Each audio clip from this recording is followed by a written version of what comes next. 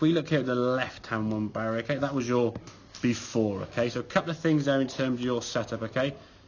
Quite a bit of gap there, arms a bit away from the body there, a little bit stretching, you set yourself a bit tight across the chest and the shoulders, and not really feeling smooth or having any kind of simple range of motion between that sort of rotator cuff in the shoulders to let the arms do what they want to do. When you stood there with one arm swinging, you're sort of nice and relaxed, they're just swinging back and forth. It was quite easy, to be fair. But when you get up here and your arms locked, it's just hard to move things independently, okay? Added to that, the grip was a little bit of an issue in terms of you were trying to fix your left hand by turning him over, which in turn shrugs up that shoulder, okay? So you had your arms up high, trying to turn your left, and it's just very awkward to swing. And again, all that tension creates a lot of restriction in terms of the movement, okay? So the movement there, so it's set up, hands a lot closer now to your legs, as you can see. Arms hanging down a little bit with a bit more of an angle there. And what we want to try and focus on is your strong hand. We know your right hand is your strong hand, the two, both in terms of dominance, in terms of throwing or writing, or either control, and this is the hand that's going to control the club face, okay? We don't want to be trying to cork through the hand, okay? The wrist is going to work back and forth, like I say, sort of flexion and pronation this way, as if we're going to give someone a high five or a low five, okay? That's how the wrist is going to swing this way. It's not all this twisting and doing that. And your wrists and elbows are starting to work different directions, and it's very tough to control that club. And if your club face, as it comes into sort of the hitting area, is aiming at sort of just before the mat, the club's aiming over there, and just after the mat, it's aiming over there, well, try and time that movement at 70 mile an hour. It's going to be all over the place, isn't it? Okay, so if we can get your club a little bit more toward the fingers of the left hand, but still palm for you because you feel more control there, that's fine, okay?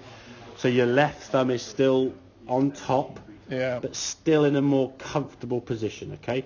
I think with the left hand being a slight issue in terms of range of motion, that's got to be on there comfortably. Okay. If you try and manipulate that and get in a position where it doesn't feel comfortable, no matter how good the grip might look, the shots aren't going to be very good. You don't feel comfortable, do you? And you get more tension in your shoulders and your arms as a result. So right hand is going to be the key hand. The right palm is kind of the rudder to the face, should we say. So this hand needs to be a little bit more under. If we start turning it over, so your right hand turns to the left too much, you will just slice it more and get, again, very restricting the thing. We want your right hand to be just slightly to the right. So if we're looking down, so this is your vision here now, if I sort of draw, if we're looking down the club here, and there's your club face at the end here now, your right thumb, rather than being on there, is going to be just slightly off to the side. If we turn it over this side and smother it, you're going to have a weaker grip, and the club face will come back to right.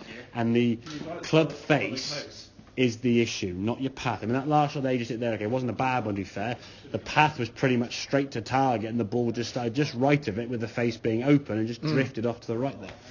So if we can get better with the club face, we'll find your path that you're just going to sort of sink into. You might get a couple of shots going a little bit left as you over-close the club face, potentially, okay? But more often than not, if we get the club face square, that is going to be the outlet to where the ball's going to go. Okay. Don't try and change things that maybe aren't necessarily a problem. Path is good, I would say. There's a little bit of deviation round left to right and right to left slightly, but for the most part, it's how your face comes back either too much to the right, or you try and smother it, and then you get the old low left hooky one. Yeah. Which you go left, right, left, right, left, right, okay? In terms of the swing now, in terms of this move on the right-hand side, okay? Okay, good movement going back, okay? Top of the backswing there's fine. Left arm sort of a little bit low, but not a problem there in terms of positioning, in terms of club face, and the left wrist are nice. As you come back to the golf ball, club face now, if I go back here, there's your club face, in line with the hands there, parallel to target line. I mean, there's no out to in there at all. Your right elbow's nicely tucked into the body. Club's coming in there. There's no out to in there. I mean, if you look at that movement there, you wouldn't see this golf. You see the club face is just about there. You wouldn't see that golf swing is over the top there, Barry. You're out to in. Because the club's coming back. The club face now, rather than aiming here, is aiming on that blue line. Yeah. So the ball then starts a little bit right of the white line, as you can see, at the explosion now on the mat, on the screen, sorry. And because that slight open face, it starts just right target and just drifts a bit to the right of target, just sort of just drifting in the air. That was about 783 RPM, so under that 1,000 threshold, okay? Right. So a lot of the things you were trying to fix was actually causing you to probably get worse because you're fixing things that weren't the problem. Club face is the problem. Okay. that for you is going to come to the grip. Right hand grip's going to be the key thing, okay? Look at your strong hand. What's your dominant hand? What can that do? You try and change your weaker hand. The way you were trying to change it was wrong because you were trying to smother your hand over. Yeah. Yeah? And that's not the way we try and change our left hand grip, or any grip for that matter, okay?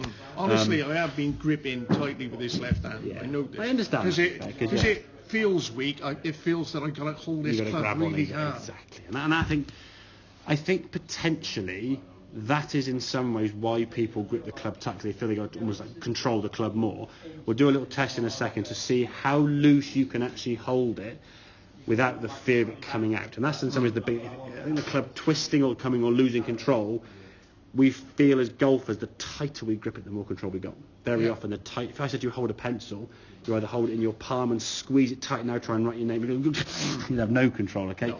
Gripping it nice and loose, you could manipulate the control of the pencil and a bit more control, okay? Does that make sense in terms of the thing? So we'll look at some irons in a second to finish off with now, okay? I want to show that grip position just to finish with, okay?